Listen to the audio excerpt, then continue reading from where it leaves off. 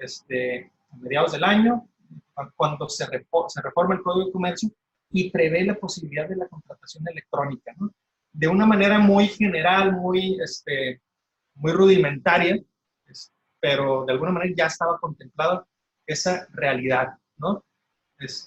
Y aquí el tema es que la contratación electrónica no es nada más la contratación a través de plataformas digitales, ¿no? Todos hemos comprado productos en Amazon o en Mercado Libre, no de ahorita, sino de hace algunos años, sino que también puede haber contratación válida entre particulares, ¿no? Y para eso es que existe esta regulación. En el año 2003 hubo una segunda modificación del Código de Comercio en materia de comercio electrónico, donde se definen conceptos como, por ejemplo, qué es un mensaje de datos, ¿no? Toda aquella información que por medios electrónicos, ópticos u otra tecnología se transmite entre dos partes y que puede ser utilizada para la contratación, ¿no? Y se reconoce el uso de los mensajes de datos como un medio jurídicamente válido para obligarse, ¿no? Para la contratación vinculante. Se regula el uso de la firma electrónica y se introducen lo que son los prestadores de servicios de certificación. ¿Qué son estos? Los PSCs, que le llaman, son aquellas entidades que están autorizadas por la Secretaría de Economía para prestar ciertos servicios relacionados directamente con la contratación electrónica, como por ejemplo la conservación de datos. Si tú celebras un contrato electrónicamente, el contrato consta en un archivo, ¿no? En un documento digital, no en un documento físico, y como tal ese tiene que estar conservado en alguna forma, ¿no? Entonces hay estos prestadores de servicios que lo que hacen es emitir constancias de la preservación de esos datos, ¿no? Y que se aseguren de que no pueda ser alterada o que se puedan detectar alteraciones para asegurar la integridad de esos archivos o de esos documentos electrónicos, ¿no?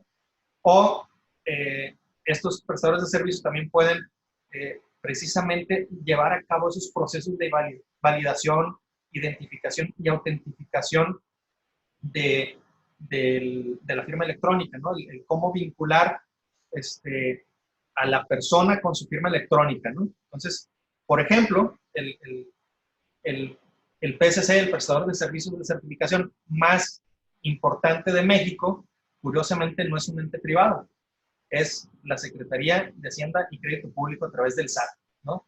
Sabemos que el SAT tiene su e-firma, la antes fiel, que es una firma electrónica que emite la misma Secretaría de Hacienda y Crédito Público, o el SAT, para efectos del cumplimiento de obligaciones fiscales, ¿no? Y ahí sucedió algo muy curioso, porque el hecho de que gran parte de la población tengamos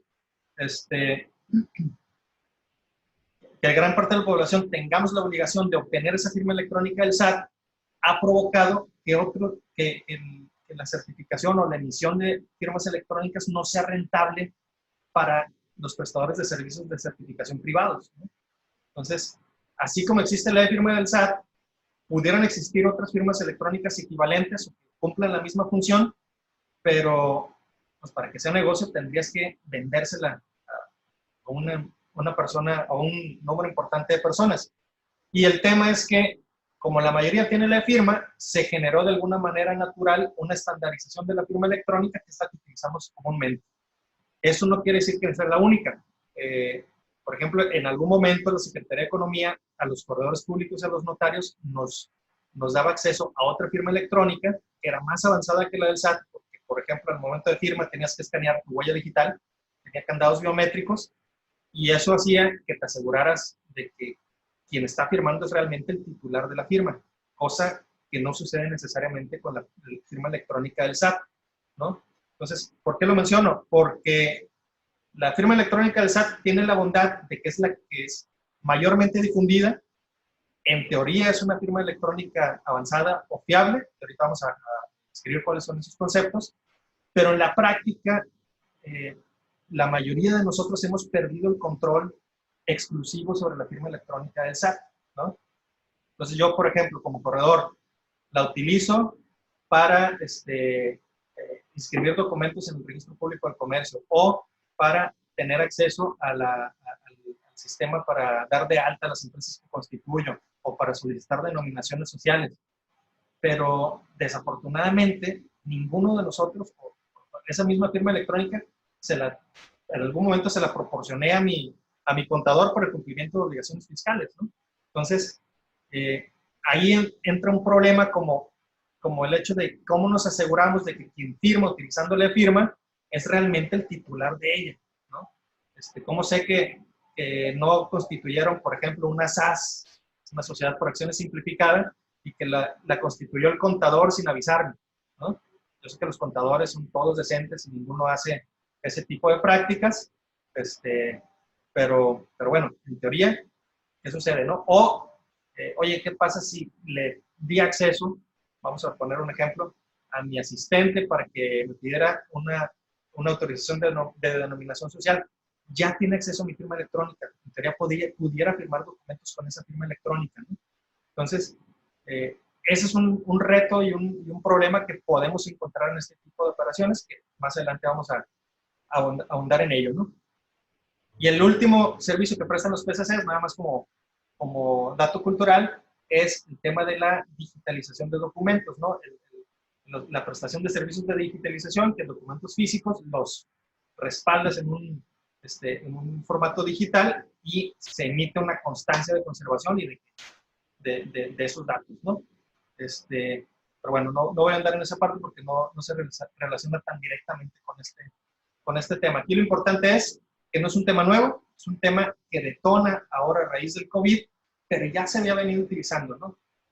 La diferencia es que a partir de hoy podemos pensar que se va a difundir mucho más comúnmente el uso de este tipo de mecanismos electrónicos. A ver. Y el comercio electrónico se rige por 5 principios rectores, ¿no? Los menciono brevemente. Uno es la neutralidad tecnológica. ¿Qué quiere decir eso? Que se puede utilizar cualquier tecnología para la contratación electrónica. No puede la ley privilegiar a un tipo de tecnología sobre otro, ni puede discriminar a un tipo de tecnología por cualquier motivo y quitarle, digamos, de sus efectos jurídicos. ¿Por qué existe este principio de tecnología, de neutralidad tecnológica? Porque de alguna manera las partes de un contrato vinculante pueden acordar qué tecnología es la que van a utilizar para generar sus obligaciones entre sí, ¿no? Y la otra razón que yo supongo es que al momento de redactar las normas que rigen el comercio electrónico, pues no puedes limitarte a un tipo de tecnología determinado, porque el día de mañana esa tecnología puede dejar de ser fiable, ¿no?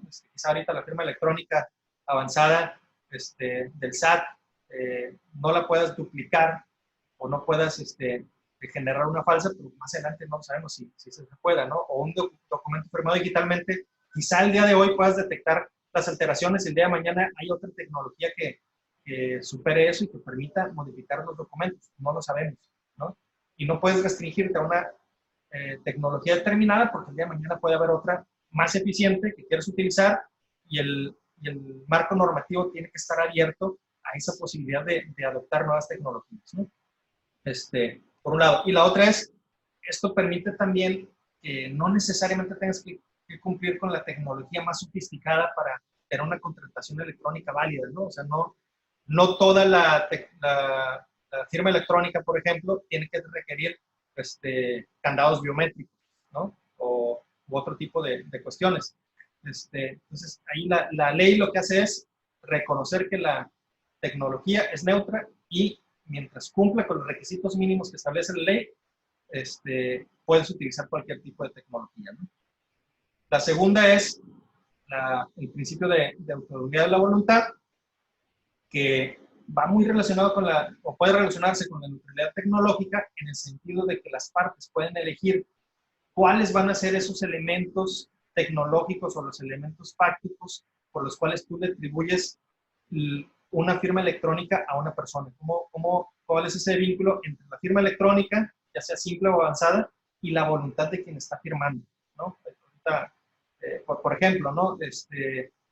Oye, ¿cómo sé que si yo mando un correo, esa es una manifestación de mi voluntad.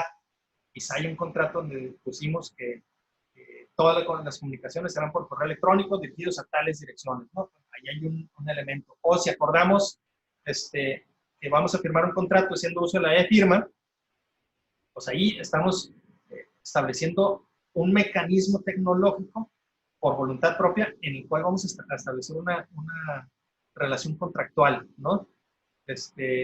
Puede haber ahí en diferentes tipos de mecanismos. Y la otra es que el principio de autonomía de la voluntad lo que hace es privilegiar el acuerdo entre las partes sobre la forma o el medio que utilizamos para contratar.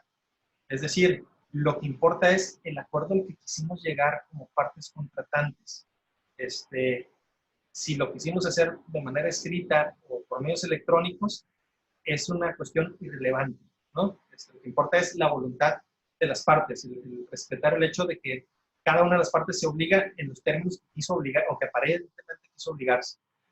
El tercer principio es el principio de compatibilidad internacional.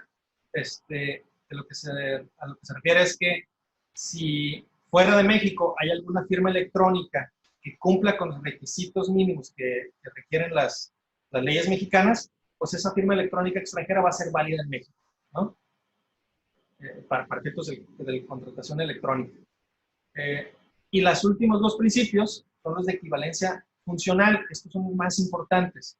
Por un lado es la equivalencia funcional del mensaje de datos con relación a la información física, a la documentada en medios que no son electrónicos, que lo que implica es que tiene la misma validez un documento que consta en papel respecto de uno que consta electrónicamente. No puedes negarle la validez y efectos jurídicos a un documento por el mero hecho de que consta en medios electrónicos. A eso se refiere, ¿no? Papelito y archivo electrónico, digamos, son equivalentes para efectos de la ley. Y tenemos también la equivalencia funcional, por otro lado, en lo que se refiere a la firma electrónica con relación a la firma autógrafa. ¿Qué quiere decir esto? Que la firma autógrafa y la electrónica son equivalentes, tienen la misma función y tienen la misma validez. Ambos son mecanismos válidos para manifestar el consentimiento. A eso se refiere la equivalencia funcional de la firma electrónica.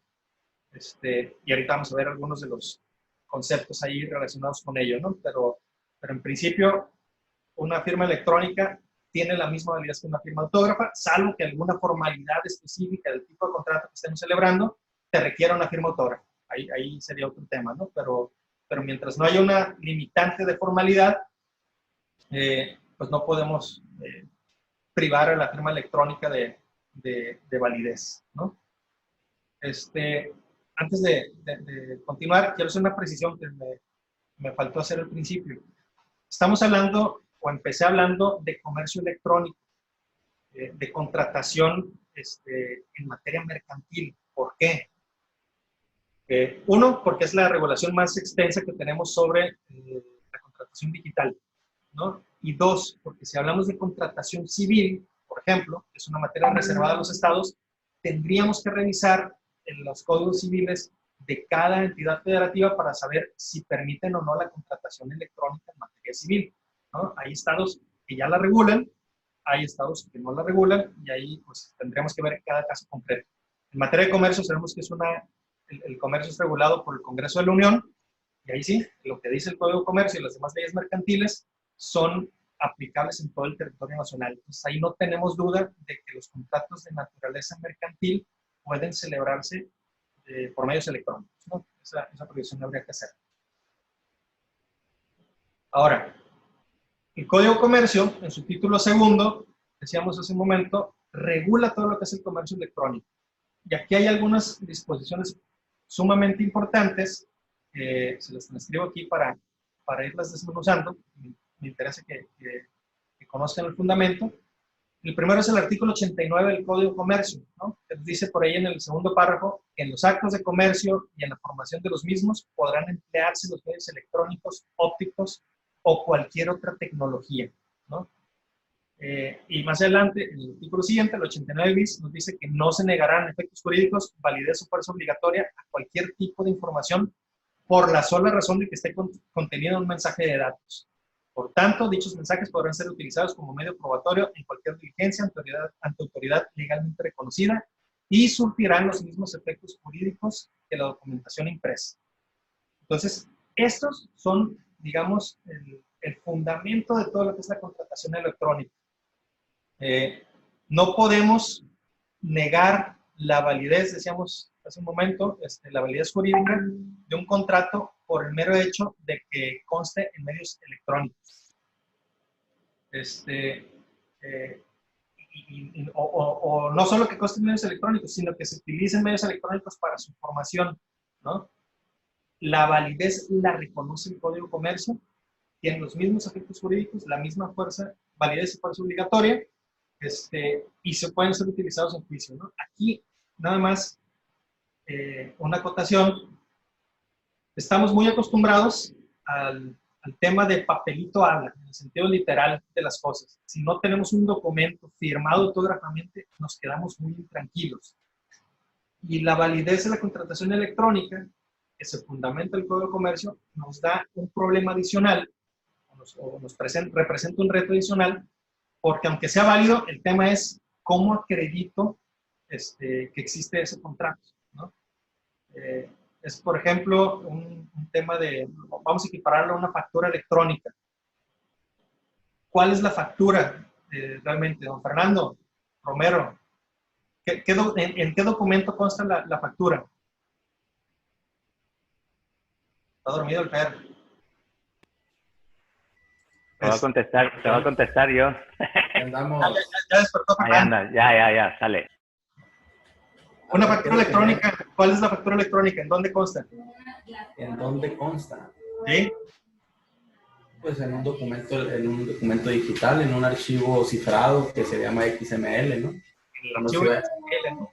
Oye, a mí es muy común que muchos contadores lleguen y me digan, oiga, licenciado, necesito que me certifique esta factura. Me traen una impresión del PDF de la factura, ¿no? Ajá. Oye, lo que no hemos entendido es que, lo voy a equiparar al contrato electrónico, es que el documento que sirve como prueba no es el documento impreso, es el archivo, ¿no? En el caso de la factura es un XML, se puede generar también para contratos. El que en caso de un conflicto, ya sea una revisión ante la autoridad fiscal, por ejemplo, o en un tema judicial, el documento que tenemos que proporcionar como elemento probatorio no es la impresión, es el XML en el caso de las facturas o de algún contrato, porque ahí consta el documento. El PDF es simplemente una representación impresa, un mecanismo para que nosotros podamos interpretar visualmente qué contiene el XML. Pero tú puedes tener un XML y alterar la impresión. Entonces, entrarías en una dicotomía. Oye, ¿cuál es el que tiene validez? Si tienes un documento XML que dice una cosa y hay una contraposición con el documento impreso. Desde luego que el que prevalece es el documento electrónico. ¿Por qué? Porque el documento electrónico, si hay alguna alteración a través del blockchain o el uso de hash, son una serie de caracteres que tiene cada documento digital, cada vez que tú modificas algo en ese archivo, te genera un dígito en la cadena digital adicional o diferente, y tú puedes detectar si hubo alguna alteración o alguna modificación al documento, ¿no? Entonces, ese es el tema que tenemos que ver ahí con la contratación electrónica.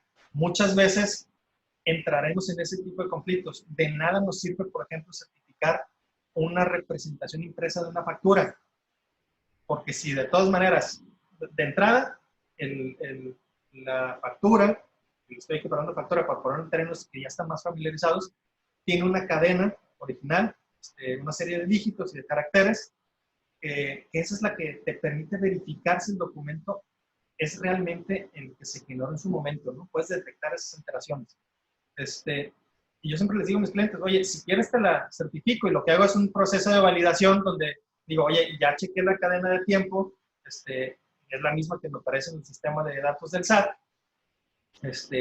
y lo que hice fue contrasté la representación impresa con el archivo XML, ¿no? Lo validé en el sistema del SAT. Bueno, y levanto una fe de hechos en ese sentido y ahí ya certifico ¿cómo se llama? Una representación impresa de esa factura, que se podrá hacer de la misma manera en un mensaje de datos en el que conste un contrato, ¿no?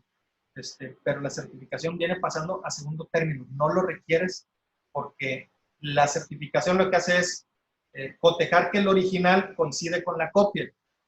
Y aquí el original es un documento electrónico, mientras que la copia es un documento físico, no hay una equivalencia. Pues mucho lo que puede hacer es validar que coincida lo impreso con el documento digital, ¿no? Y que no es necesario porque en el mismo archivo queda constancia de la hora y la fecha en que se emitió, y vienen los caracteres que te permiten determinar cuál es ese contenido y que no ha sido alterado de alguna manera, ¿no? Ya sé que suena que me estoy quitando chamba yo solo como corredor, pero pues como les digo a mis clientes, si quieren les cobro por certificarnos, no es necesario, ¿no? Bueno, aquí lo importante es que nos quede muy claro de que la ley otorga plena validez jurídica a los contratos formados electrónicamente o que consten en un mensaje de datos, ¿no? Bueno, entramos al concepto de firma electrónica. La firma electrónica está regulada a nivel federal, por dos ordenamientos normativos. Por una parte, por el Código de Comercio, que regula tanto la firma electrónica simple como la avanzada. Y por otra parte, existe una ley específica, que es la ley de firma electrónica avanzada, ¿no? Ahí específicamente nos va a determinar que no cualquier firma electrónica se considera fiable y qué requisitos tiene que tener la firma electrónica avanzada para considerarse fiable, ¿no? ¿Quién la tiene que emitir, bajo qué supuestos, cómo se regula, qué características tiene, qué efectos jurídicos tiene, ¿no? Ahí, digamos, ahonda sobre la regulación del Código de Comercio. Y las dos establecen definiciones muy parecidas. Ahorita vamos a mencionar algunas de ellas. El Código de Comercio, que es el que aparece del lado izquierdo de su pantalla, nos habla de firma electrónica en general. Dice que son los datos en forma electrónica consignados en un mensaje de datos, así lo dice la ley, así suena redundante, o adjuntos lógicamente asociados al mismo por cualquier tecnología, que son utilizados para identificar al firmante con relación al mensaje de datos e indicar que el firmante aprueba la información contenida en el mensaje de datos y produce los mismos efectos jurídicos que la firma autógrafa, siendo admisible como prueba de juicio, ¿no? Aquí habla de firma electrónica en general. ¿Qué es lo que resalto? La firma electrónica está asociada a una persona, a quien quiere firmar, ¿no? Si se fijan, aquí no nos habla de que sea con vinculación biométrica ni nada, ¿no? Simplemente es alguna tecnología que te sirve para identificar al firmante con relación al mensaje de datos. Es decir, establece ese vínculo entre la firma y el documento que quieres firmar, que sí corresponde al firmante, ¿no? Pongo un ejemplo de una firma electrónica simple, ¿no? Últimamente se ha puesto de moda cuando vas a hacer pagos con tarjeta de débito o crédito, en un supermercado, en una tienda de conveniencia, insertas tu tarjeta con chip, lo que te piden es un NIP, ¿no? Entonces, le quitas tu NIP de 4 dígitos, y ya te permite hacer la disposición, ya no necesitas ni siquiera firmar un voucher autógrafamente. Bueno, ese NIP es una firma electrónica, ¿no? Va a ser simple porque no cumple con los demás requisitos para considerarse como fiable, pero es firma electrónica al fin. Oye, ¿cómo o cuáles son esos elementos que permiten identificar al firmante o que vinculan al firmante con el mensaje de datos, que es precisamente la suscripción del voucher? Es un voucher electrónico. Pues precisamente su contrato bancario lo que dice es, si ustedes revisan, seguramente en la parte que habla de la disposición de las tarjetas, permite el uso de la asignación de un número de identificación personal, del NIP, para que haga las veces de firma de los vouchers, ¿no? Entonces, ahí hay una vinculación contractual que permite que tú suscribas un pagaré, que eso es un voucher, simplemente digitando cuatro caracteres, es tu firma electrónica, ¿no? Por un lado, digamos, esa es la definición general de firma electrónica, ¿no? Esa que vincula, lo que identifica al firmante con relación al mensaje de datos y produce los mismos efectos jurídicos que la firma autógrafa. El mismo Código de Comercio nos habla de la firma electrónica avanzada o fiable, ¿no? Simplemente dice que es aquella que cumple con los requisitos contemplados en la fracción estalatal del artículo 97 del Código de Comercio. Ahorita lo vamos a hablar. Y por su parte, la Ley de Firma Electrónica Avanzada, en su artículo segundo, fracción 13ª, nos define lo que es una firma electrónica avanzada. Más adelante vamos a ver que coincide con el Código de Comercio y la define como el conjunto de datos y caracteres que permite la identificación del firmante, igual que la definición que tenemos del lado izquierdo de su pantalla en el Código de Comercio, pero añade que ha sido creada por medios electrónicos bajo su exclusivo control, de manera que está únicamente vinculada al mismo y los datos a que se refiere, lo que permite que sea detectable cualquier modificación ulterior de esto y produce los mismos efectos jurídicos que la firma autógrafa. ¿Qué diferencia hay entre esta definición y la que nos está dando el Código de Comercio de firma electrónica en general? Precisamente el tema de que ha sido creada bajo o por medios bajo el estricto control del firmante, ¿no? Entonces, por ejemplo, cuando ustedes van a tramitar su e-firma al SAT, ¿cómo sabemos que esa e-firma fue creada con elementos que están bajo el estricto control de cada uno de ustedes? Bueno, de entrada les escanean la retina, les escanean la huella digital, les piden todos sus documentos de identificación y toda esa información está cargada en el certificado digital que, emite que se genera con la firma electrónica, ¿no? Entonces, ese certificado digital tiene toda su documentación, toda su información personal de identificación, ¿no? Entonces, está claramente vinculada por información que está bajo su exclusivo control, a eso se refiere. En cambio, el NIP, pues tú puedes señalar una serie de dígitos, 1, 2, 3, 4, pero le puedes dar a tu esposa o a tu marido tu tarjeta para que vaya, saque dinero al cajero, proporcionándole el NIP, ¿no? O sea, tú no tienes exclusivo control sobre esos 4 dígitos, ¿no? Entonces, eso hace una de las diferencias entre la firma electrónica y la firma electrónica avanzada. Y la otra característica que distingue a la firma electrónica avanzada o fiable de la simple es que permite que sea detectable cualquier modificación de los datos de la firma, ¿no? El Código de Comercio va un poquito más allá, lo vamos a ver aquí en la siguiente diapositiva, porque nos habla de, también de que permite identificar las modificaciones no solo de la firma, sino de los documentos que han sido firmados digitalmente, ¿no? Y el Código de Comercio, al hablar de firma electrónica avanzada, el segundo párrafo del artículo 97, que es esta parte que está aquí, donde está en el cursor, dice que se considerará avanzado o fiable si cumple por lo menos con los siguientes requisitos. Que los datos de creación de la firma, en el contexto que son utilizados, corresponden exclusivamente al firmante, ya lo habíamos mencionado también en la Ley de Firma Electrónica Avanzada, que los datos de creación de la firma estaban en el momento de la firma bajo el exclusivo control del firmante, que nos añade un requisito para efectos de la contratación, que este es muy relevante. ¿Por qué? Hablábamos cuando iniciamos la sesión, de que la firma electrónica más difundida en nuestro país es la e-firma del SAT, ¿no? La gran mayoría de nosotros hemos perdido el control de la firma electrónica del SAT. ¿Por qué? Porque se le dimos el contador para que presentara nuestra declaración, por ejemplo, ¿no? Entonces, si yo firmo un documento electrónicamente utilizando la e-firma, pero se la proporcioné a mi contador para que presentara mis declaraciones, ya no cumplo con este requisito, ¿no? Porque al momento de la firma ya no tengo esa firma electrónica bajo mi exclusivo control. ¿Por qué? Porque compartí los archivos del certificado digital y de la llave privada, el archivo SER, el archivo KEY, y mi contraseña a un tercero, ¿no? Que potencialmente pudiera utilizar esa firma electrónica para firmar contratos en mi nombre.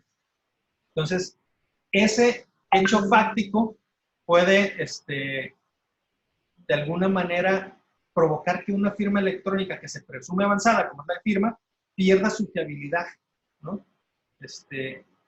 Y ese es un tema ahí que se entiende porque la firma electrónica del SAT fue diseñada pensando en el cumplimiento de obligaciones fiscales y se trasladó a la contratación comercial por un tema de practicidad, por un tema de que, oye, si ya tienes tú esa firma electrónica avanzada y yo también, pues, ¿para qué andamos contratando a un tercero que nos genera una firma electrónica para ti y para mí si ya tenemos esa disponible, ¿no? Y no hay otra firma electrónica en México que esté difundida, digamos, de manera generalizada como para que podamos recurrir a ella como alternativa, ¿no? Entonces, muchas veces estamos utilizando la firma electrónica del SAT para un uso que no fue para el cual fue diseñado. Y es por eso que puede perder la fiabilidad para otros propósitos, ¿no? Digo, bajo las leyes fiscales sabemos que si mi contador presentó mi declaración anual usando mi firma electrónica, para el SAT no le importa y él sabemos que eso es que lo que se declara es como si yo lo hubiera firmado con mi puño y letra, ¿no? ¿Por qué? Porque así están las reglas en las disposiciones fiscales, pero en materia comercial es otro tema, ¿no? Se utiliza, digamos, por conveniencia, pero con esta salvedad.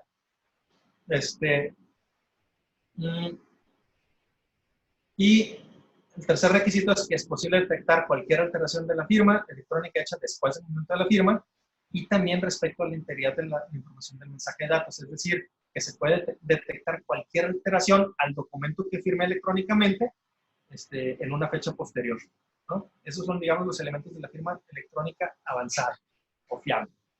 Me regreso tantito porque habla la ley, este es el fundamento también de lo que viene siendo ¿cómo se llama? La autonomía de la voluntad, que cuando la ley requiera o las partes acuerden la existencia de una firma en relación a un mensaje de datos, se entenderá satisfecho dicho requerimiento si se utiliza una firma electrónica que resulte apropiada para los fines por los cuales se generó o comunicó este mensaje de datos, ¿no? Entonces, ¿qué dice esto? Oye, tú puedes contratar con cualquier firma electrónica siempre y cuando la ley lo requiera, como en el caso del SAT, por ejemplo, por el cumplimiento de obligaciones fiscales, o cuando las partes lo acuerden. Si en un contrato o en algún otro acuerdo nosotros establecemos que las relaciones comerciales que tengamos se firmarán con la e-firma o con un servicio como DocuSign, ¿no? Que es un PDF que tú pones ahí autógrafamente de manera virtual, tu firma, mientras se haya acordado esa firma electrónica y sirva para los fines que lo estamos queriendo utilizar, esa firma electrónica es válida, ¿no? Entonces, ¿por qué lo resalto? Porque muchas veces cuando hablamos de firma electrónica pensamos en la del SAT automáticamente y no necesariamente. Pueden ser cosas tan simples como un mensaje de texto, un correo electrónico, una confirmación por correo electrónico, un PDF, digamos, con el dibujito de nuestra firma.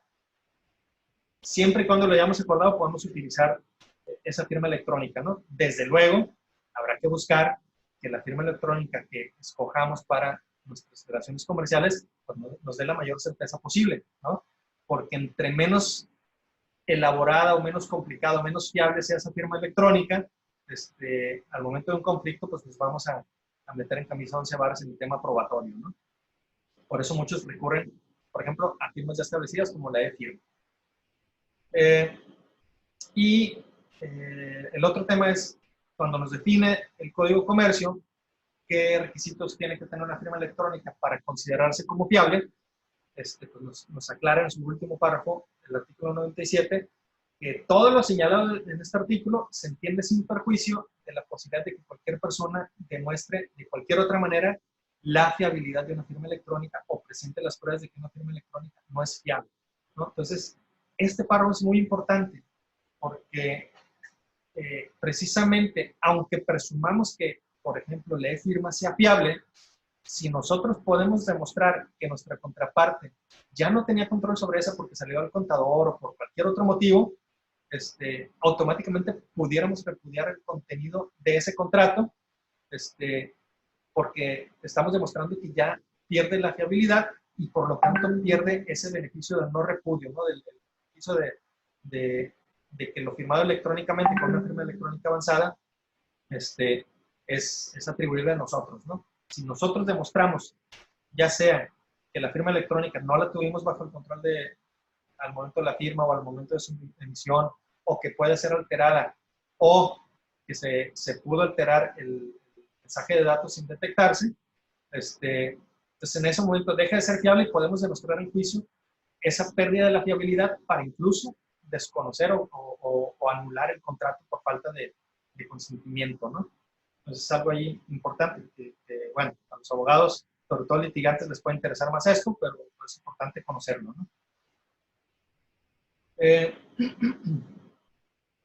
El artículo 96 también nos señala que pues, las regulaciones del Código de Comercio en materia de firma electrónica pues, son aplicadas de manera que no excluyen, restringen o priven de efecto jurídico a cualquier método para crear una firma electrónica, ¿no? Entonces, ahí lo que señala es que no porque un documento haya sido firmado con una firma electrónica simple, quiere decir que no valga, ¿no? Cualquier firma electrónica tiene efectos jurídicos, ¿no?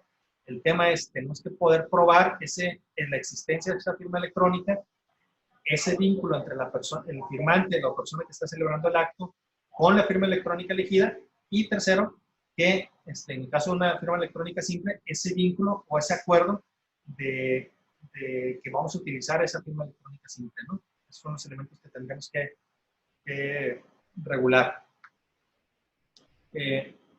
Bueno, ¿qué ventajas tiene la firma electrónica avanzada sobre la firma electrónica simple? Primero, la autenticidad, ¿no? Y esto lo saqué de los principios que señala la ley de firma electrónica avanzada, algunos de ellos, ¿no? Pero ahí se reflejan esas ventajas.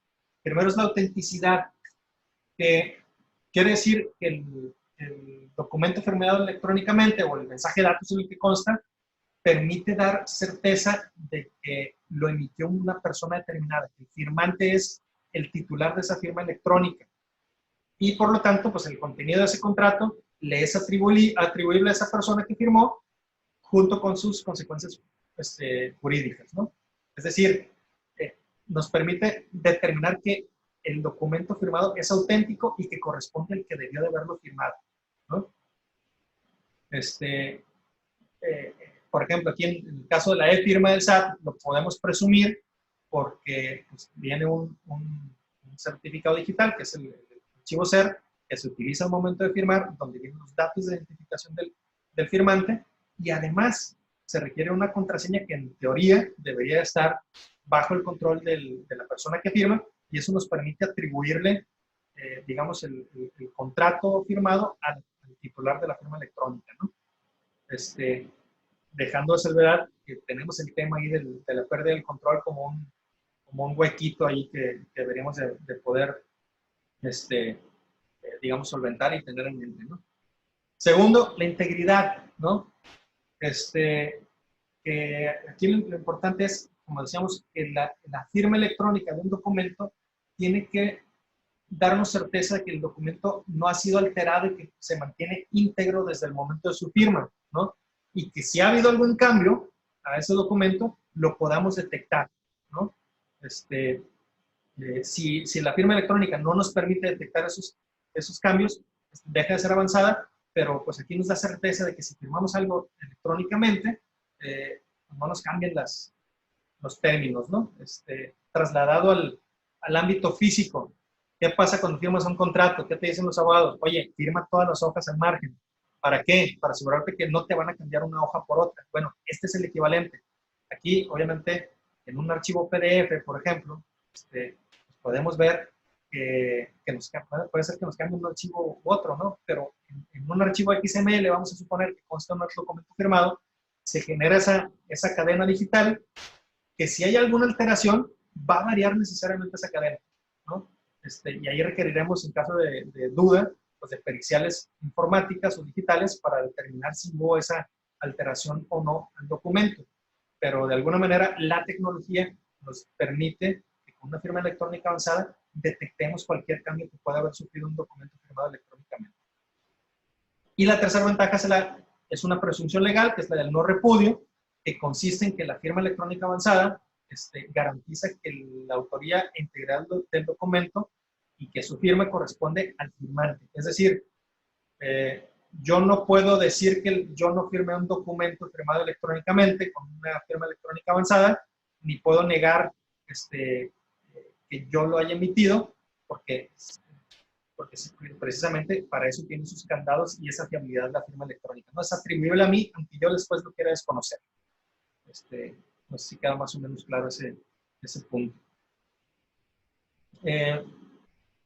Bueno, ¿alguna dudita hasta aquí? Algo que no haya quedado claro como para comentarlo. ¿Estamos bien entonces? ¿Le seguimos? Todo bien, César, todo bien, adelante. Bueno, perdón, aquí hice mal, no.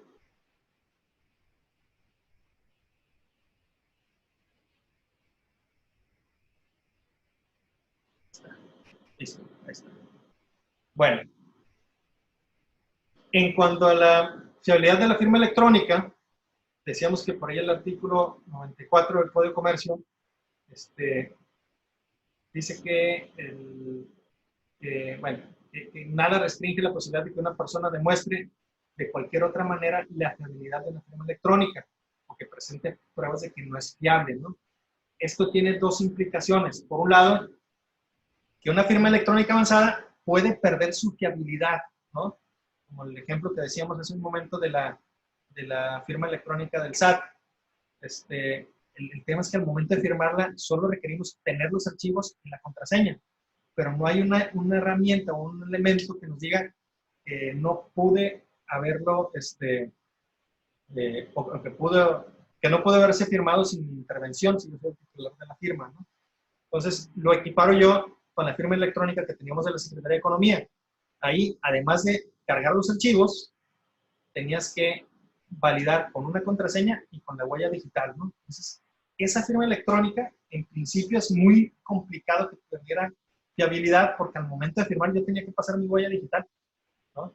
Entonces, salvo que, digo, no sé si sea real el tema de las películas de Misión Imposible, que con cera pueden tomar tu huella digital y luego pasarla en el dispositivo biométrico, pero se antoja mucho más complicado, ¿no? Que el mero hecho de cargar los archivos y poner una contraseña, ¿no? Entonces, por ejemplo, una firma electrónica como la de firma del SAT, ahí sí pudieras perder esa fiabilidad o puede dejar de ser avanzada para convertirse en simple si comprobamos que el titular de la firma ya no tiene control exclusivo sobre ella, ¿no? Y por otro lado, una firma electrónica simple pudiera volverse fiable, por ejemplo, si la combinamos con otros candados como con la fe pública, ¿no? Digo, es un tema un poquito más extenso y nos saldríamos de la discusión, pero si, por ejemplo, dos personas se conectan a través de Zoom para celebrar un contrato e invitan a que en la conexión se conecte un fedatario público y él da fe de que los dos están manifestando su voluntad y que firmaron con su e-firma un documento, bueno, con el acta que emite el fedatario, ya sea el notario o el corredor, donde conste que los dos firmaron en su momento, que ya no puede haber un repudio porque ya tienes un elemento que es la fe pública para atribuirle al firmante los efectos jurídicos del documento que están firmando, pues ya estás volviendo fiable una firma que sea simple, ¿no? O no necesariamente la firma, sino, por ejemplo, con otra plataforma que envíes el archivo y que en Adobe firmes electrónicamente. Bueno, si tienes ese elemento de fe pública para atribuirle esa firma electrónica simple a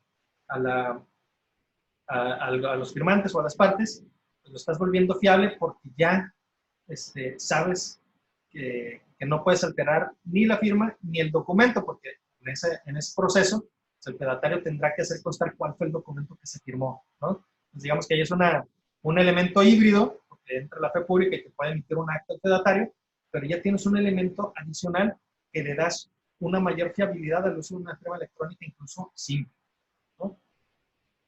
¿Qué más? Y perdón. Ay, me pide paso.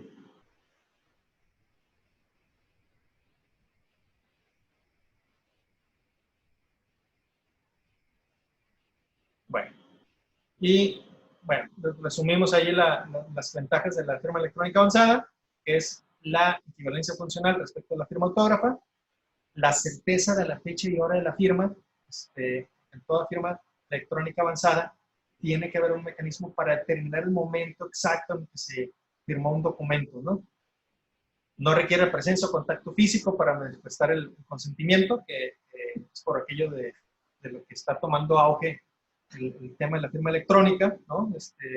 El negocio sigue y un mecanismo muy válido para seguir contratando o hacer constar documentos es a través del uso de firma electrónica. Permite identificar al titular de la firma y permite mantener la integridad del documento o identificar si ha sido alterado, ¿no? Eso es lo que nos importa. Y ya no voy a usar las teclas.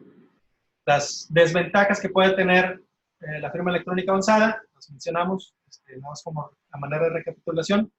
Si se pierde el control por parte de su titular, deja de ser fiable. El otro tema es que no asegura ni presume la capacidad jurídica. ¿Qué quiere decir eso? Hay quienes están optando por firmar a través de plataformas diseñadas para eso, documentos haciendo uso de la e-firma, por ejemplo, pero eso lo que te dice es que fue firmado, ¿no? Pero no sabemos si quien está firmando sea realmente quien la debe haber utilizado o siquiera si tiene capacidad jurídica. Les pongo un ejemplo. No sé,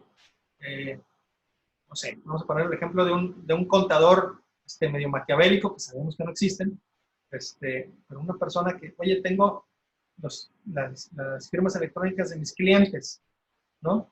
Y resulta que uno de ellos falleció, y al momento en que fallece, una persona pierde toda capacidad jurídica, pero hasta donde tengo entendido, la e-firma del SAT, por ejemplo, no cesa al momento de la muerte. ¿Por qué? Porque no hay una manera en la que el SAT de manera inmediata se entere el fallecimiento de una persona. Entonces, teóricamente, alguien pudiera utilizar esa firma electrónica del SAT para firmar documentos de una persona que incluso ya falleció.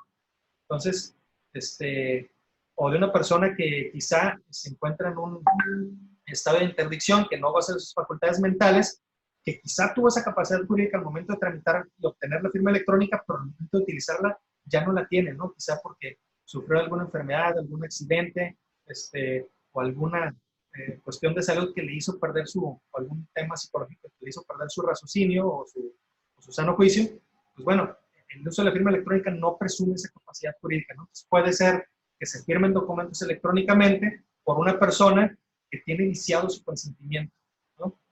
Y ese tema es una de las cuestiones por las cuales la firma electrónica, aunque sea avanzada, puede ser una herramienta muy útil al combinarse con la fe pública, ¿no? Porque la fe pública puede permitir que el fedatario se cerciore de esa capacidad jurídica y de que quien está firmando sea realmente el que debe de firmar el documento.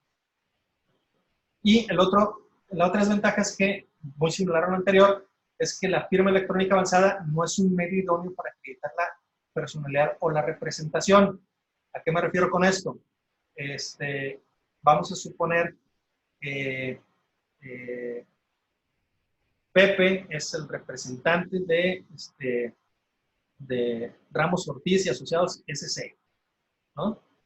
Y él quiere firmar un contrato, quiere firmar un pagaré, pero resulta que como Pepe es una persona muy ocupada, le pidió a Ángel y le dio un poder especial para que tramitara la firma electrónica. Un poder especial que por lo general tendrá facultades para actos de administración. Y Ángel va y tramita la firma electrónica de la persona moral para que puedan cumplir con sus obligaciones fiscales. Y a Pepe se le hace muy fácil utilizar la firma electrónica de la persona moral para firmar un pagaré que tenía que firmar la SC, ¿no? Bueno, ahí entra un problema. ¿Por qué? Porque, como decíamos hace un momento, la firma electrónica del SAT está diseñada para el cumplimiento de obligaciones fiscales, ¿no? Entonces, si firmaran, en el supuesto que pusimos en el ejemplo, un documento, un contrato o un pagaré haciendo uso de la firma electrónica de la persona moral, pues nos podemos encontrar con que la firma electrónica, la e-firma de esa persona moral está vinculada con el representante que la tramitó, que en el ejemplo que pusimos era Ángel, y resulta que Ángel no tenía facultades ni para actos de dominio ni para suscribir títulos de crédito. Por lo tanto, si se firma con esa firma electrónica, ¿cómo se llama? El pagaré que se firme es nulo, ¿no? No tenía facultades, el representante con el que estaba vinculada la firma electrónica no tenía facultades para firmar ese pagaré. Y así puede suceder, o puede darse el caso, que sucede muy comúnmente, que vamos a poner que la tramitó el administrador único, cambian de administrador y nunca actualizaron la firma electrónica, nunca hubo otro administrador o sea, ese administrador nunca se dio de baja ni canceló los certificados, y el nuevo administrador no emitió o no solicitó certificados nuevos. Bueno, ahí puede ser que se use la firma electrónica de un representante de la empresa que ya no cuente con facultades para representarlo, ¿no? Entonces, ese es uno de los temas que pudiera ser que se anule un contrato firmado electrónicamente porque no se utilizó la firma electrónica adecuada, ¿no? Entonces, volvemos a lo mismo. Si se combina con la fe pública, pues el fedatario se podrá asegurar de que quien está firmando tenga las facultades necesarias para otorgar el acto jurídico que se pretende firmar, ¿no? Entonces, son temitas ahí que hay que tener en cuenta porque yo digo, esto le pongo mayor énfasis cuando le doy plática a abogados, pero incluso aunque seas contador, te interesa. ¿Por qué? Porque si un contrato es nulo, carece de toda clase de efectos jurídicos, incluyendo los efectos fiscales, ¿no? Y es más, teóricamente, el SAT pudiera incluso demandar la nulidad de un acto jurídico por cualquier motivo, aunque no tenga interés directo en el contrato. ¿Por qué? Porque pues, en un caso de nulidad le puede hacer valer cualquiera, y si no le conviene que ese contrato tenga algún efecto jurídico, quizá, por ejemplo, porque de ahí deriva una deducción, quiera tumbártela, pues puede tumbarte la deducción anulando el contrato principal del cual se desprende esa deducción, ¿no? Entiendo que no lo hacen muy seguido, pero la posibilidad jurídica ahí está. Y es responsabilidad del área legal de la empresa el asegurarse que el contrato no esté viciado. ¿Para qué? Porque los efectos fiscales que tenga no pueden ser cuestionados por un tema de nulidad, ¿no? Entonces, ahí es una de las desventajas que tiene la firma electrónica avanzada, que no es un medio adecuado para acreditar la personalidad o representación. Pues, continuamos aquí con bueno, esta página se los puse nada más a manera de ejemplo, ¿no? Porque ahorita hemos hablado de manera muy teórica de cómo se celebran los contratos, la firma electrónica, la contratación electrónica. Este es un ejemplo de una constancia de firma que genera una plataforma de las que he utilizado para la firma de instrumentos electrónicos. ¿Cómo funciona esto en general? Tú tienes un documento electrónico que normalmente te piden que lo subas a una plataforma en formato PDF. Hay diferentes, yo he utilizado 3 particularmente, una que se llama Mifiel, otra que se llama Covenant y otra que se llama Encrypta. Entonces, funcionan de manera muy similar, aunque hay otros por ahí en el mercado. Subes el documento en PDF, al momento de subirlo, se genera o cargas, digamos, los correos electrónicos de las personas que van a firmar el documento, se les envía una invitación y un link por correo para que ingresen a la plataforma y utilicen su e-firma del SAT, carguen su certificado y su archivo key y señalen su contraseña para firmar el documento electrónicamente, ¿no? Entonces, una vez que el documento ya fue firmado por todas las personas que deben de firmarlo, el sistema lo que hace es generar un archivo XML y el correspondiente PDF ya digamos, del documento firmado electrónicamente, ¿no? Entonces viene el contenido del documento y al final incluye esta constancia de firmas, o una constancia similar, ¿no? Que por un lado, a ver si puedo poner aquí, por un lado, le emite un prestador de servicios de certificación, disculpen el pulso de maraquero, que habla de que existe una constancia de conservación de este documento, lo identifica y viene acá un número identificador que es el hash, ¿no? Que esta es información que está cargada en el XML. ¿Qué te asegura? Que si el XML es alterado, esta cadena de caracteres va a cambiar, ¿no? Entonces, al momento de que tú quieres validar si el documento que tienes electrónicamente coincide con el que fue firmado, entras al sistema, normalmente te dan acceso a un sistema de validación, incluso aquí hay ¿cómo se llama? Un código QR a través del cual lo puedes hacer, y aquí es donde puedes verificar si has alterado el documento, ¿no? Te dice cuántas páginas tiene, quién creó el documento, la fecha de la constancia, y acá abajo, quién lo firmó. Aquí es un ejemplo que yo firmé, su RFC, su número de certificado, los caracteres de la firma electrónica y la fecha y hora de la firma, ¿no? Aquí con el ¿cómo se llama? El sistema, el uso horario internacional. Aquí, estos son los elementos ya visuales de cómo es un documento firmado electrónicamente, ¿no? De alguna manera. Quería que lo vieran. ¿Por qué? Porque esto nos da una idea de cómo funciona este sistema y sobre todo por el tema de la identificación del documento, la creación del hash que permite detectar las alteraciones y el tema de la certeza en cuanto no solo a la fecha, sino a la hora de la firma, ¿no? Esto lo voy a relacionar más adelante con el tema de la fecha cierta. Bueno, aquí, hasta aquí concluyo con lo que es digamos, las generalidades.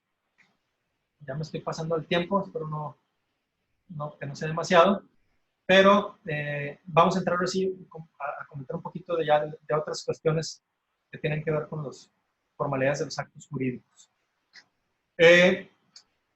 Insisto, hablo de Código de Comercio, aunque tanto en el Código Civil Federal como en la mayoría de los códigos de los estados va a haber disposiciones análogas que señalen cuestiones similares a esto, pero me restringo al Código de Comercio para no tener que analizar las disposiciones de cada estado en lo particular, ¿no? El Código de Comercio nos dice, por un lado, que en las convenciones mercantiles cada uno se obliga en la manera, en los términos que parezca que quiso obligarse, lo que conocemos como el principio de la autonomía de la voluntad, sin que la validez del acto comercial dependa de la observancia de formalidades o requisitos determinados. Y continúa el artículo 79, que se efectúa lo anterior cuando los contratos que con reglas de código u otras leyes deben reducirse a escritura o requieran de formas o solemnidades necesarias para su eficacia. ¿Qué quiere decir esto? Estos dos artículos lo que nos dicen es, los contratos en principio son consensuales. Las partes se obligan en la manera y los términos que aparezca que quisieron obligarse, sin que se requiera ninguna formalidad en específico, salvo que la ley te la determine, ¿no? Es decir, los contratos en principio no requieren una formalidad específica, salvo que te la determine la ley para cada tipo de contrato, ¿no? Si la ley no te señala una formalidad determinada, se entiende que no tienes que cumplir con ninguna formalidad para efectos de que sea válido el contrato, ¿no? Entonces, por ejemplo, un contrato de compraventa, mercantil, voy a señalar, no va a requerir, por ejemplo, de formalidad si no supera cierta cuantía o si no es respecto del inmueble, ¿no? Pero si tú vas a comprar un refresco en una tienda de conveniencia, ¿qué formalidad hay? Pactamos precio y cosa. Es más, ni siquiera tiene que ser verbal porque puede formalizarse con hechos, ¿no? De una manera tácita. Yo entrego el dinero y me entregan la mercancía y me dan mi cambio, sin decir una sola palabra, pero existe un contrato, ¿no? En cambio, un contrato de compraventa de inmuebles, la mayoría de los códigos civiles o todos los códigos civiles de los estados te requieren, por ejemplo, que sean en escritura pública. Bueno, ahí se tiene que cumplir esa formalidad porque lo señala la ley. ¿Por qué saco esto a colación? Porque en principio podremos formalizar electrónicamente cualquier contrato, salvo que por las formalidades específicas que requiere ese tipo de contrato sea incompatible con un documento firmado electrónicamente, ¿no? Ahorita pondremos algunos ejemplos. Ahí es como que aquí el cursor. Está. Entonces, algunos ejemplos de contratos que sí requieren formalidades específicas. Entrada a la constitución de sociedades. Por lo menos en el ámbito mercantil sabemos que una sociedad anónima, una sociedad de responsabilidad limitada, una sociedad en comandita simple, tienen que otorgarse ante el fedatario público, ante el notario o corredor. Una cooperativa, por ejemplo, tiene que constar por escrito y tiene que ratificarse ya sea ante fedatario o ante una autoridad municipal, ¿no? Pero no deja de ser esa ratificación una formalidad adicional. ¿Qué quiere decir eso? Que no basta con que hagamos un contrato de sociedad firmado electrónicamente, sino acudimos ante el fedatario, ¿no? Salvo en el caso de las sociedades por acciones, no eran las API, perdón, eran las SAS, aquí me equivoqué en la excepción que señalé, son las sociedades por acciones simplificadas. Ahí para, después les hacemos la corrección para que no se confunden con el material. Las sociedades por acciones simplificadas se pueden, digamos, crear a través de Internet, con el uso de firma electrónica, sin la intervención del fedatario, por son las únicas en el ámbito mercantil que no requieren formalidad. Un acta de asamblea extraordinaria, que es un tema que hasta hace algunos años decían, oye, ¿tengo que protocolizar las actas de aumento de capital o no? Hasta el 2014 no era necesario, si eran de capital variable. A partir de 2014, salvo que los estatutos digan otra cosa, pues, como los aumentos de capital ordinariamente y en términos de ley se hacen constar en asambleas extraordinarias, y existe este artículo que dice que todas las asambleas extraordinarias deberán de ser protocoladas ante fedatario público e inscritas en el registro público del comercio, ya entendemos que todos los aumentos de capital en principio se tienen que formalizar o protocolizar, ¿no? Entonces, oye, ¿podemos celebrar un acta de asamblea, firmarla electrónicamente? Sí, la puedes firmar electrónicamente, pero no va a surtir plenos efectos jurídicos si ese documento firmado electrónicamente no se protocoliza ante un fedatario, ¿no? Entonces, ahí tenemos un ejemplo muy concreto de cómo hay una formalidad que hace que no baste la contratación electrónica, ¿no? La prenda sin transmisión de la posesión, dice el artículo 365 de la Ley General de Títulos y Operaciones de Crédito, que este tipo de contratos debe constar por escrito, y cuando el monto del crédito que se garantía sea igual o superior al equivalente moneda nacional a 250,000 UDIs, las partes deberán de ratificar sus firmas ante fedatario, ¿no? Oye, aquí el tema de por escrito, sí se pudiera considerar que es por escrito si consta en un archivo electrónico. Cuando hablamos por escrito no se refiere a un escrito en impresión física, sino puede ser un escrito que consta en un documento electrónico, pero aquí el tema, por la cuestión de la cuantía, es que sí se tienen que ratificar las firmas ante fedatario, ¿no? Entonces, encontramos otro ejemplo en el que pudiera no bastar una contratación electrónica, ¿no? Pero hay otro tipo de contratos, como el reporto. Bueno, el reporte del pagaré también son actos jurídicos que requieren formalidades específicas. Aquí el pagaré es algo muy curioso, porque el pagaré, ¿qué te dice? Que tiene que contener la mención de ser pagaré, ya te está, y que tiene que estar inserta en el texto del documento. Aquí la ley no te señala específicamente que tenga que constar por escrito el pagaré, pero sí se entiende por el hecho de que habla de un texto y que tiene que tener esa mención, ¿no? Y bueno, válidamente un pagaré, que tendría que explicarlo de manera más, digamos, amplia, el pagaré sí puede ser electrónico. Es más, cuando ustedes firman un voucher con su NIP, como decimos hace un rato, ese voucher es un pagaré y es perfectamente válido. Incluso ya hay jurisprudencia, tesis jurisprudenciales, donde reconocen esa validez de esos pagarés electrónicos. Y pues no requiere ratificación, ¿no? Ahora, contratos que no requieren de formalidad específica son, por ejemplo, el contrato de mutuo, que es un contrato civil, el contrato de apertura de crédito, que es el equivalente en materia mercantil con el contrato de mutuo y puede equipararse al préstamo mercantil, el contrato de crédito en cuenta corriente, el contrato de habilitación o avío y la prenda mercantil, ¿no? Prenda en la que normal, ¿no? No la que hablábamos hace un momento de sin transmisión de la posesión. Estos contratos luego son los que empiezan a tener problemas los contadores. ¿Por qué? Porque es muy común que un contrato de préstamo, un contrato de mutuo, la autoridad fiscal te obligue a ratificarlo. ¿Por qué? Por el famoso tema de la fecha cierta, ¿no? Hasta finales del año pasado, yo les decía, a ver, las autoridades fiscales no pueden regular las formalidades que debe cumplir un contrato civil o mercantil, ¿no? Para eso están las leyes civiles y mercantiles. es un exceso el hecho que te requieran que esté ratificado, o que conste en escritura pública. ¿Por qué decía eso? Porque no había una jurisprudencia que reconociera la obligatoriedad del tema de la fecha cierta, ¿no? En 2019, ahorita les vamos a compartir una jurisprudencia, ya, perdón, ya se emitió un criterio jurisprudencial donde señala que el tema de la fecha cierta es un requisito exigible, pero pues habla de las formas en que se puede adquirir sin que necesariamente sea el ratificarlo, ¿no? Entonces es un tema que tenemos que hacer valer. Aquí lo que importa es que, por ejemplo, un contrato de préstamo mercantil o de mutuo, que aquí, bueno, ahorita hago la recomendación, no tiene que constar ni siquiera por escrito y tampoco tiene que estar ratificado ante fedatario público, ¿no? En esencia. Al no requerir de formalidades específicas, tú lo puedes hacer constar en un documento electrónico.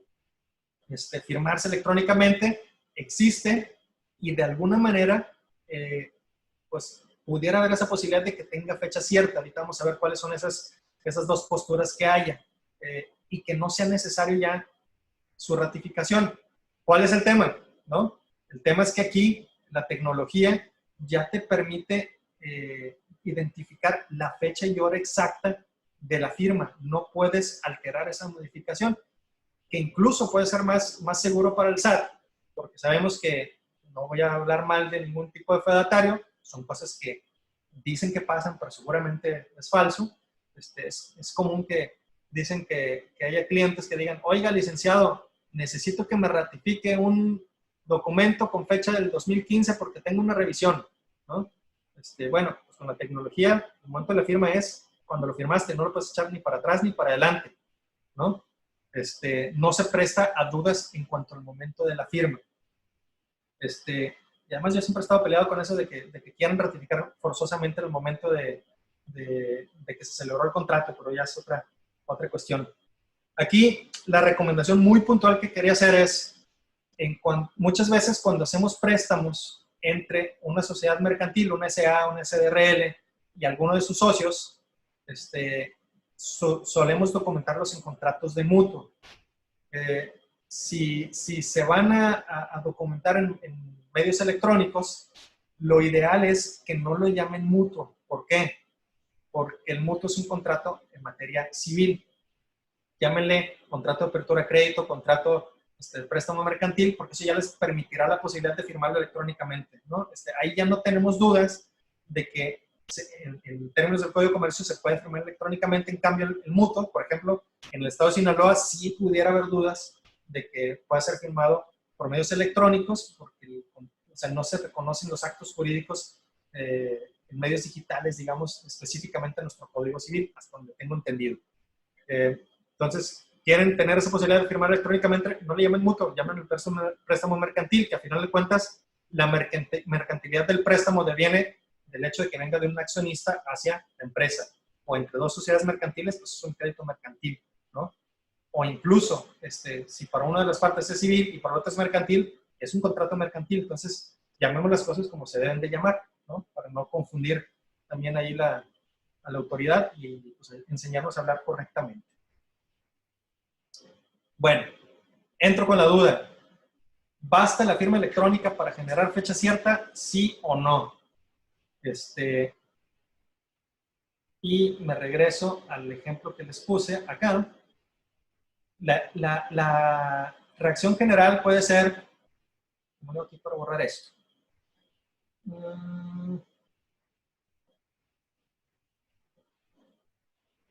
Bueno, aquí la reacción inicial pudiera ser,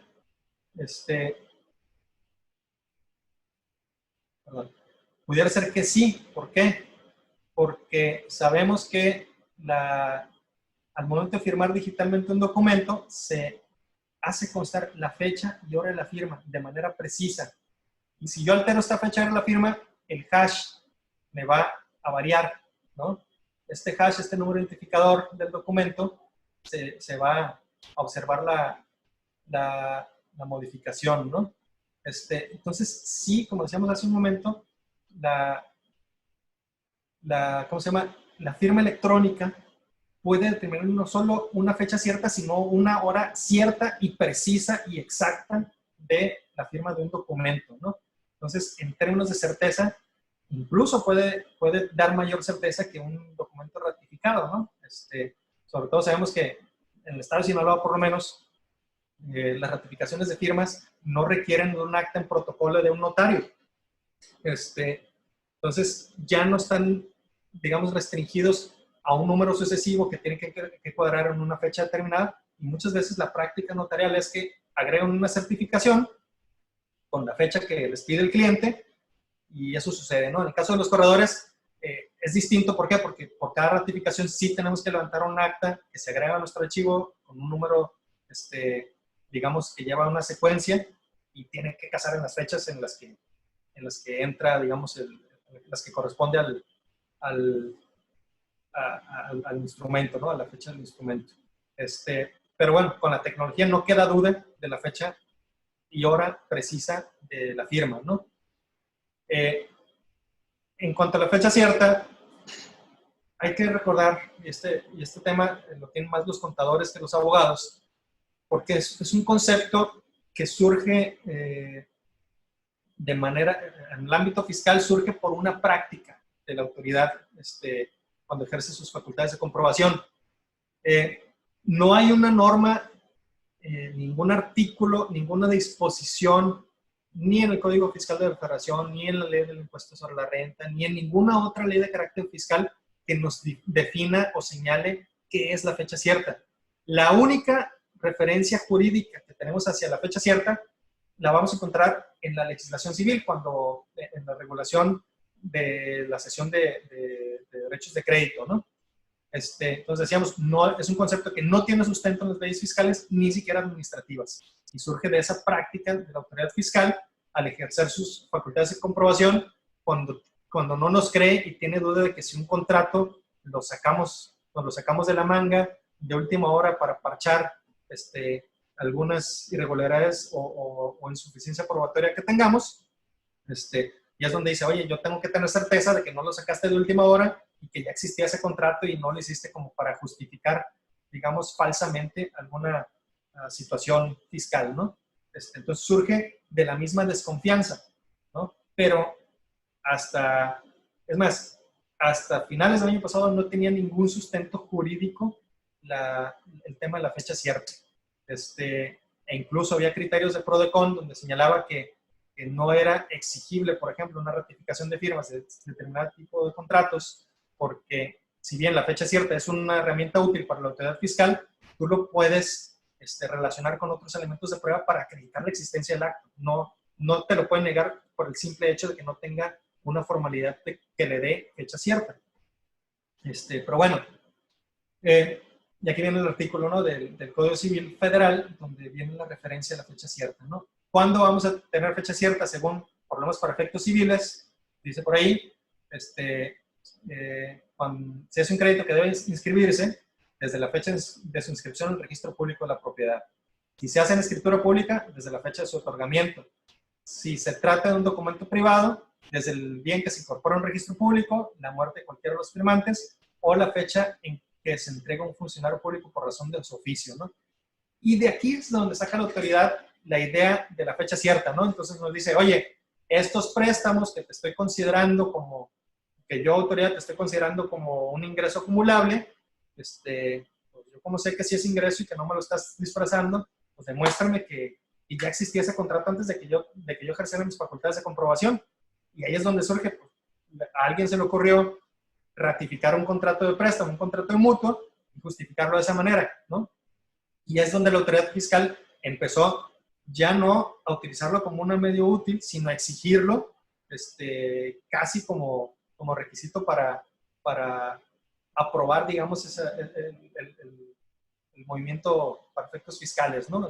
Ya como un requisito de los contratos que derivó en un exceso de las facultades de la autoridad en su momento, ¿no? Porque nos estaban a veces exigiendo cosas que no eran exigibles legalmente, pero en la práctica, ¿qué sucedía? La mayoría de las empresas terminaba ratificando los contratos con tal de darle gusto a la autoridad y de quitarse un tema ahí de alguna contingencia, ¿no? Que resultaba más fácil.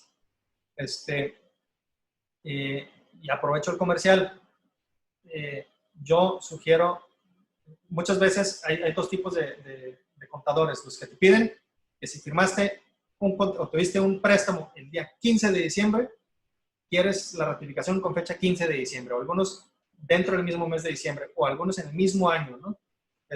Bueno, aquí el tema de la fecha cierta, no hay un plazo establecido por ley para darle fecha cierta a los contratos. Lo ideal es tenerlo lo antes posible, antes de que la autoridad ejerza sus facultades de comprobación, de que nos caiga alguna auditoría, tenemos esa oportunidad de proveer de fecha cierta a los documentos, ¿no? Mi recomendación que yo hago a mis clientes es, a ver, tampoco se estresen por el hecho de que queden en el mismo ejercicio, ¿no? Oye, si los resultados financieros los aprobamos dentro de los 3 meses siguientes al cierre del ejercicio, podemos utilizar esos 3 meses como práctica para decir, oye, ¿qué movimientos tengo que requieran alguna formalización particular, una ratificación de firmas, una asamblea que se tenga que protocolizar? Y podemos hacerlo perfectamente en los primeros 3 meses del año o incluso después, mientras no tengamos alguna auditoría. La buena práctica que yo sugiero es que dentro de esos primeros 3 meses revisen en cada empresa qué actos o qué documentos son los que se tienen que proveer de ratificación de firmas o de protocolización y llevarlos en paquete, ¿no? Con el fedatario para que así ya no se nos barra nada y no estar con las prisas encima al momento de que nos caiga alguna revisión. Y luego ahí es donde empiezan ahí los problemas, ¿no? Que oye, es que lo necesito de antes de tal fecha y el notario no quiso, o el notario no estaba para firmar, o oye, el notario sí accedió, pero fíjate que se echó de cabeza porque tuvo un error en la fecha que puso el documento. Entonces, mi sugerencia es, hay que programarlo como parte de nuestra revisión legal a principios de año para evitar errores por las prisas y estar evitando pedir favores innecesarios a los fedatarios que se prestan a este tipo de cuestiones, porque además les va a salir más caro, ¿no? Que no deja de ser un tema ilegal. Bueno, les decía, en el año pasado, a finales de año, surge una jurisprudencia en materia administrativa, ya por contradicción de tesis. Lo que quiere decir es que había 2 criterios opuestos. La Suprema Corte lo que hizo fue atraerlos y decir cuál de ellos prevalecía, ¿no? Y que nos habla específicamente de la fecha cierta. Esta tesis, por un lado, es importante porque ya, digamos, es la primera disposición general y obligatoria que en materia administrativa y fiscal nos obliga al tema de la fecha cierta, ¿no? Y por otro lado, nos puede dar luces sobre si nos sirve la contratación electrónica para fecha cierta o no.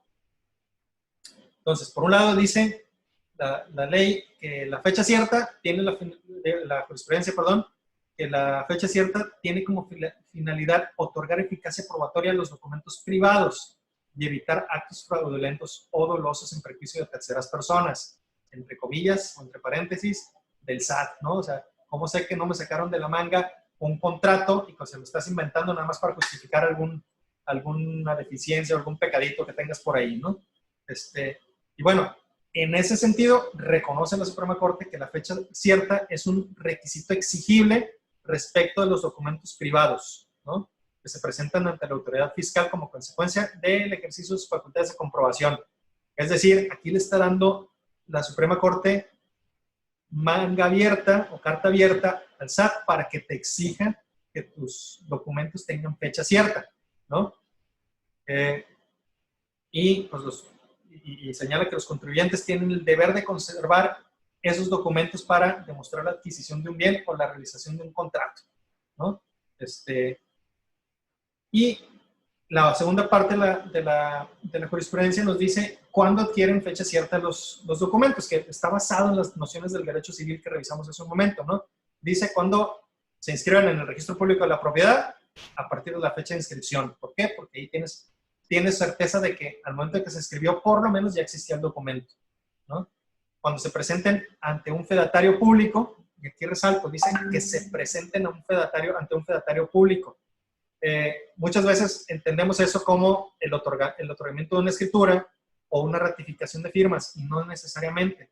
Basta con que el documento se solicita una copia certificada. ¿Por qué? Porque al emitir una copia certificada, el corredor o el notario lo que certifica es que en una fecha determinada tuvo la vista al original del documento y lo comparó y lo cotejó con la copia que tiene a la vista, que es una copia y que coinciden ambas, y que la copia es una copia fiel de su original, ¿no? Entonces, para el proceso de cotejo y certificación, necesariamente se presentó ante el fedatario ese documento, ¿no? Entonces, incluso creo que por ahí hay una jurisprudencia donde señala que bastan las copias certificadas para acreditar la fecha cierta. Y dice también, a partir de la muerte de cualquiera de los firmantes, si falleció alguno de los que firmó, pues es lógico de que no pudo haberlo firmado después de fallecido, por lo tanto, pues la fecha cierta es el momento del fallecimiento, ¿no? Y dice ahí que no es irrelevante que la legislación fiscal no exige expresamente la obligación de dotar de fecha cierta a los documentos, porque esa condición es una cuestión práctica que emana del valor probatorio que dichos documentos pueden tener, ¿no? Volviendo al tema, oye, el firmar un documento electrónicamente, ¿basta para la fecha cierta, sí o no? Si nosotros vamos desde la perspectiva lógica, yo considero que sí. ¿Por qué? Porque tienes una constancia que te permite establecer una fecha y hora específica en la que se firmó el documento y que si tú lo alteras, puedes detectar esa alteración, ¿no? La contraparte es que hay quienes han interpretado, abogados, esta jurisprudencia en el sentido de decir, oye, es que la jurisprudencia te dice que son cuando lo presentas ante un registro público, cuando lo presentas al fedatario o con la muerte de alguno de los firmantes. Entonces, lo ven como un listado limitativo de casos en los que se dote de fecha cierta. Y si el SAT, que sabemos que no lo hace tampoco, quisiera hacerla cansado, podría decir, oye, no, es que el documento firmado electrónicamente no tiene fecha cierta conforme a esta jurisprudencia, ¿no? Son los dos criterios que podemos encontrar. La verdad es que, a como han estado las jurisprudencias en el tema electrónico, yo creo que los documentos firmados electrónicamente sí tienen de fecha cierta y que es muy probable que esta jurisprudencia se entienda como un listado de supuestos enunciativos y no limitativos, es decir, que pueden ser más allá de los que se señalan aquí, en tanto se otorgue esa certeza jurídica y certeza de la fecha a la autoridad fiscal, ¿no? Y como decía hace un momento, incluso la fecha y hora específica, pues la da más la tecnología que en el estado en que se encuentra hoy, que por ejemplo, el fedatario, ¿no? Aunque eso sea hablar en contra de la fe pública que yo detento, ¿no? Pero pues bueno, eso no se puede alterar. Los documentos físicos sí pueden alterarse de alguna manera, o puede haber fedatarios que se presten a prácticas ilegales y simulen actos dotando de fecha cierta cuando no les consta que existe un documento en la fecha que están certificando, ¿no? Pero bueno, y pues aquí cierro la exposición y pues no sé si tenemos tiempo o desean hacer preguntas o algún comentario. Sí, César, sí. Pues primero, agradecerte tu apoyo, la participación. La verdad que tenemos 1 hora 35 minutos y se nos fue como agua, ¿eh? O sea, no la sentimos. No sé si teníamos No, la verdad que el cafecito está conceptualizado para 1 hora 30, 1 hora 40 inclusive.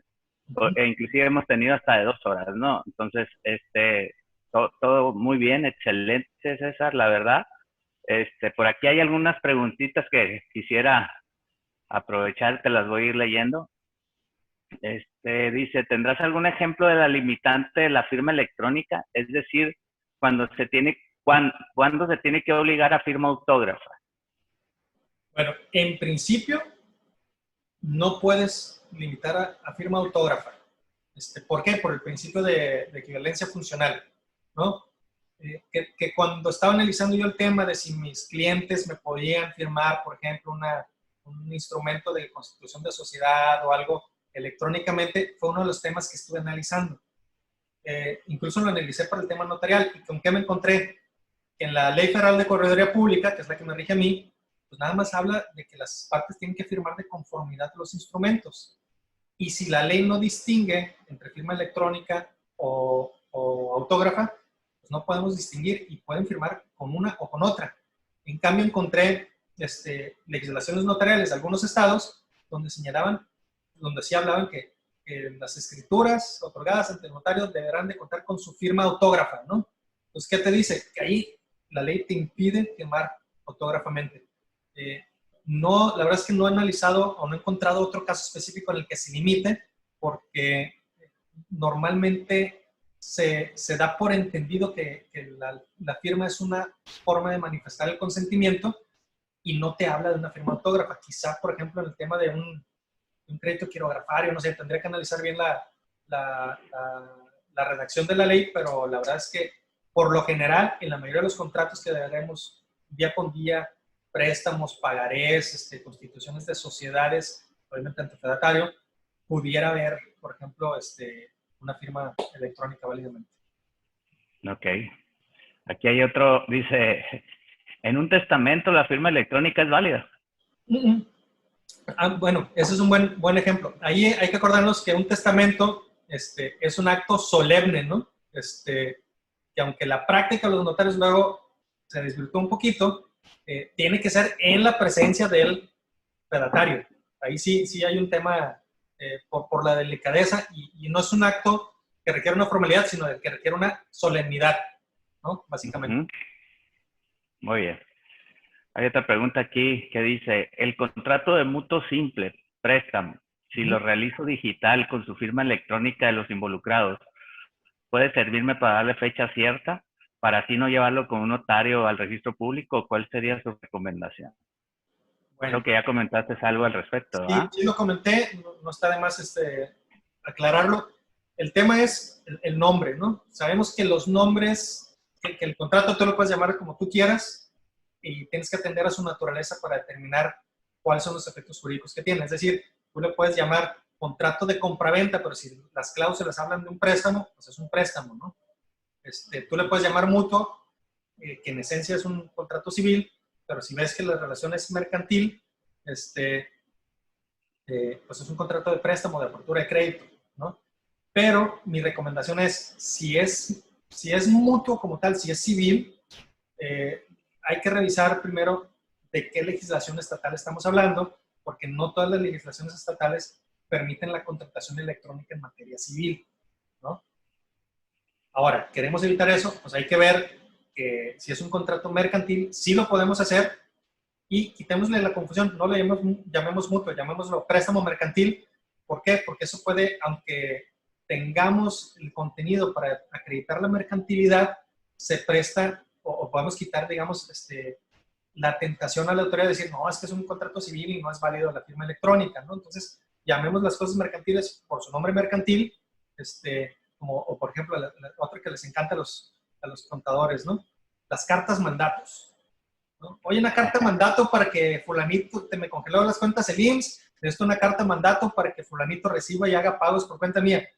Es una comisión mercantil, ¿no? Entonces me dicen, ratifícala. Sí la ratifico, pero la vamos a poner comisión mercantil porque si le pongo carta mandato ya se presta para interpretación, ya sea porque la Secretaría de Economía me diga, oye, estás ratificando algo que no deberías ratificar, o para cualquier otro tipo de cuestiones, ¿no? Entonces, si tienes, por ejemplo, que firmar digitalmente esa carta mandato, que es una comisión mercantil, llámale comisión mercantil para que la puedas firmar digitalmente, ¿no? Claro, claro. Entonces, ahí habrá que ver el caso.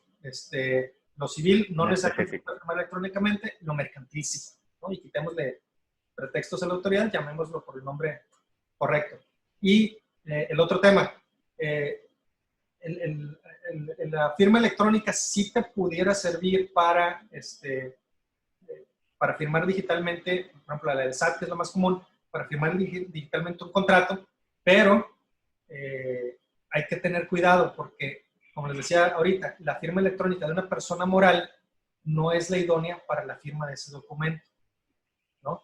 Entonces, ahí quizá se pueda, pudiera haber el caso de que la misma autoridad diga, oye, este contrato no es válido porque lo firmaste con la firma electrónica de la persona moral, y no era la correcta, o si lo firmaste con la persona física, oye, sí, pero era la persona física, ¿no? Entonces, los fedatarios que estamos haciendo, los corredores que estamos manejando esto es, requerimos la firma de la persona física, pero en el instrumento señalamos cuál es el documento del cual se desprende la representación, ¿no? Entonces, sí se puede firmar, se puede hacer constar, digamos, en alguna declaración Específica. Digamos, especificar el que están atribuyéndole la firma a quién, ¿no? O sea, que se utiliza la firma electrónica de la persona física, quien actúa en representación de tal y tal, tal. Entonces, sí hay que ser muy específicos en la redacción como para evitar malos entendidos. O sea, no se firma con la firma de la sociedad, se firma con la firma del representante legal de la sociedad, César. Así es. ¿Por qué? Porque la firma, en un deber ser, una firma electrónica de una persona moral debería de estar vinculada o debería permitirte que fuera el mismo certificado con diferentes usuarios, que serían cada representante. Pero, como te decía ahorita, puede ser que la hayas mandado a tu contador a tramitar la firma electrónica con un poder específicamente para ello, pero no tengas facultades de representación para firmar nada más, ¿no? Entonces, ahí puede haber un tema de falta de personalidad. Y obviamente, si es un contrato entre el accionista y la sociedad, pues bueno, quien puede desconocerlo normalmente serán las partes, ¿no? Pero no dejes de tener ahí una posible contingencia si no lo manejas adecuadamente. Muy bien, muy bien. Y ya por último, César, cuando se firma con la firma electrónica, ya no necesito los testigos que me piden muchas veces las diversas leyes. Depende. Si la ley te dice que se tiene que firmar ante 2 testigos algún contrato, sí se necesitan, ¿no?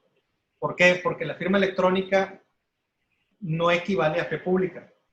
Entonces sabemos que muchas veces los contratos que requieren testigos te dicen, pues, ante 2 testigos o ante fedatario, ¿no? Entonces, hay que acordarse de eso. O sea, firma electrónica no equivale a fe pública, te da una certeza de tiempo y de hora y de fecha, pero no te da una certificación ni de capacidad jurídica, ni de personalidad, ni de la celebración del acto, ¿no? Entonces, ¿qué es lo que sí puede pasar? Oye, bueno, que si es ante 2 testigos, que los testigos también firmen digitalmente, y ahí cumples con el requisito. O lo otro es, oye, firmaron estos 2, pero lo queremos ratificar digitalmente ante el fedatario, también se puede, ¿no? Y ahí ya cumples con la formalidad. Que ese es otro tema que es muy específico, por eso no lo abordé, que cómo ya la fe pública se puede hacer de una manera híbrida. ¿Por qué? Porque la firma electrónica nada más es una herramienta para lograr la formación, pero el fedatario termina emitiendo el documento físico, ¿no? Pero, por ejemplo, ahorita en temas del COVID ha servido porque clientes míos que tengan alguna situación vulnerable, no quieren venir a firmar, pues pudimos utilizar esa situación, o incluso en el caso de ustedes, por ahí que tuvimos un instrumento que se requería firmar, para no trasladarnos en media pandemia, pues utilizamos estas tecnologías, ¿no? Muy bien, muy bien. Pues muchas gracias. Aquí Ángel Castro, precisamente el licenciado Ángel Castro, que está diciendo que ya tuvimos la oportunidad de formalizar una asamblea contigo, con la firma electrónica, y todo fue muy práctico, rápido, y no hubo necesidad de trasladarnos de ciudad a ciudad, ¿no? Sí. Bueno, ahí vamos a aclararle, Ángel, fue la protocolización del acta, ¿no?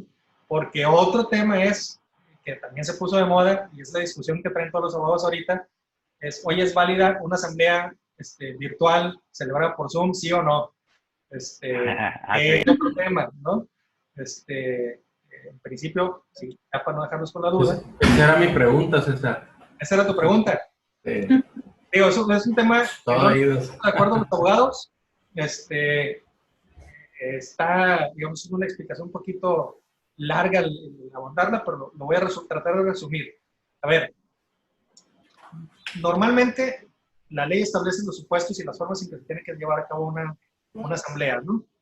Y los estatutos de las sociedades normalmente están redactados en los términos de ley, ¿no? Habrá quienes pongan reglas específicas, pero el 99.9% de las sociedades no establecen en sus estatutos la posibilidad de la participación por medios remotos en las asambleas, ¿no? Hay quienes toman la postura de que se puede celebrar una asamblea por Zoom, por ejemplo, si los estatutos lo prevén. El tema es que no necesariamente. ¿Por qué? Porque la ley te señala que las asambleas se tienen que celebrar en el domicilio social. Ya te está restringiendo a un lugar físico, ¿no? Sin decirlo expresamente. Entonces, si todos estamos en Zoom, ¿Dónde se está celebrando la asamblea? ¿No? En la convocatoria tienes que señalar un lugar de publicación, de celebración, que es uno de los requisitos para que la convocatoria sea válida. Y si la convocatoria no es válida, te pueden anular la asamblea, ¿no? Entonces, en esencia, yo creo que como está redactada la ley hoy en día, aun cuando los estatutos lo señalen, no puedes celebrar una asamblea por medios virtuales. ¿Qué es lo que sí puedes hacer? Si tienes el acuerdo del 100% de los accionistas, puedes suscribir un documento electrónicamente donde consten acuerdos tomados fuera de asamblea, adoptados por unanimidad, que tienen la misma validez que los acuerdos de asamblea, y ese sí se puede firmar digitalmente, ¿no? Pero no es una asamblea, ¿no? Entonces, esa sería la alternativa. O la otra, ahorita yo lo estoy adaptando ya en mis formatos de las nuevas sociedades que estoy constituyendo, sigo requiriendo que se celebre una asamblea, pero incluye un artículo donde optativamente se puede otorgar la facilidad a que ciertos accionistas, si así lo deseen, participen en los virtuales, pero sin dejar de lado la obligación de que se convoque en un lugar determinado, que por lo menos haya ahí el presidente y el secretario de la asamblea presentes, para que en caso de que alguien llegue presencialmente pueda participar ahí en la asamblea, y que se entienda esa participación virtual como una extensión, un derecho adicional que otorgues a los accionistas, ¿no? Que la ley no te lo prohíbe, al contrario, la ley te dice que puedes ampliar los derechos de los accionistas, ¿no? Pero eso, digamos, el que permitas a algunos participar virtualmente estableciendo las reglas, es sin perjuicio de que lo tengas que celebrar físicamente en un lugar determinado. Muy bien, César. Pues la verdad que muy interesante, ¿eh? La verdad hay muchas cosas ahí que nos han quedado mucho más claras hoy. Y pues yo creo que ya por cuestión de tiempo y esas cosas, pues vamos a cortarle. Muchísimas gracias, César. De verdad, un placer, una enseñanza que nos dejas. Y pues no podemos hacerlo de otra manera más que agradecerte por este medio, virtualmente también, darte las gracias. Y también a todos los que están aquí, pues también decir que César es un corredor público, está en Culiacán, y hemos tenido muchas experiencias con él al respecto, muy atento, muy capaz, y la recomendación de nosotros para César y para todo su equipo de trabajo, ¿no? Muchísimas gracias, César, de verdad. No, muchas gracias. Estamos aquí a sus órdenes, ya saben, y bueno, espero que no haya sido muy pesada, porque sí hubo ratitos en los que me aceleré un poquito por el tema No. Pero estamos en la orden. No, al contrario. Muchas gracias a todos. Nos vemos Dios mediante el próximo lunes. Síganse cuidando y pues buena semana. Saludos a todos. Gracias. Bye.